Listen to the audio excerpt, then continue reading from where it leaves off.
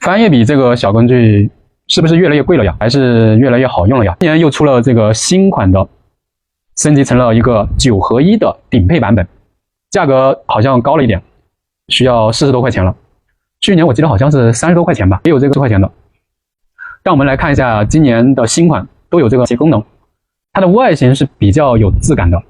这款翻页笔它除了具备这个基础功能之外，还可以当这个伸缩校边使用，它也可以调节这个光度，还有这个量控制、电量显示，还可以设置这个倒计时震动，功能应该说非常全面了。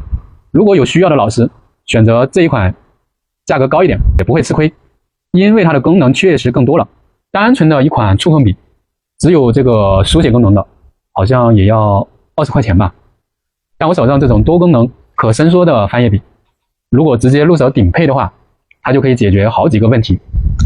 我觉得这个整体来说性价比还是特别高的啊，销量也是可以的，大家可以去了解一下它的销量。